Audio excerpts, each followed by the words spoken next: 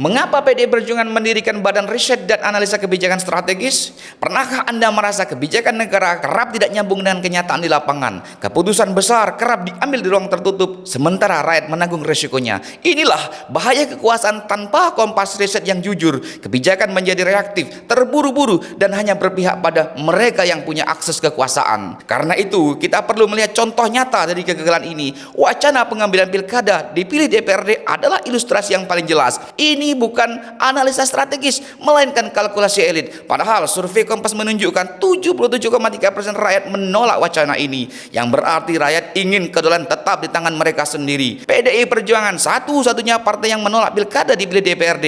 Namun ironisnya penolakan publik tidak menghentikan wacana tersebut. Ini lebih mirip permainan politik di ruang tertutup. Lebih lanjut, kegagalan analisa kebijakan tidak berhenti pada satu isu. Kita menyaksikan bagaimana agenda reformasi Polri mangkrak, pembungkaman suara kritis, sementara mega proyek pembangunan meminggirkan rakyat serta menghilangkan tanah dan ruang hidupnya. Di sisi lain, bencana ekologi terjadi di berbagai wilayah dianggap angin lalu karena kebijakan lebih sibuk mengejar proyek besar yang belum tentu menyentuh kebutuhan dasar rakyat. Akibatnya, kita terjebak dalam krisis fiskal dan beban hutang yang menekan masa depan anak cucu. Dari sini terlihat bahwa masalahnya bukan sekadar soal teknis, melainkan salah dengan menguasai pengetahuan. Michel Foucault mengingatkan bahwa knowledge is power. Siapa yang menguasai pengetahuan, dialah yang memegang kendali.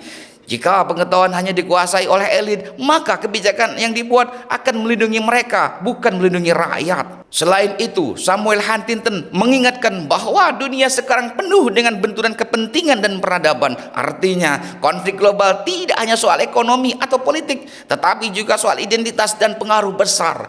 Jika kita tidak punya kemampuan analisa strategis yang kuat, Indonesia hanya akan terseret arus dan menjadi penonton dalam dinamika dunia yang menentukan masa depan bangsa. Karena itulah, PDI Perjuangan mendirikan Badan Riset dan Analisa Kebijakan Strategis. Badan ini hadir bukan sekedar sebagai lembaga riset biasa, akan tetapi sebagai instrumen perjuangan untuk memastikan kebijakan partai dan negara tidak lagi buta. Dengan mengintegrasikan riset nasional, analisa geopolitik, dan kepentingan rakyat, badan ini menjaga agar kekuasaan tidak kehilangan arah dan kedaulatan tetap abadi di tangan rakyat.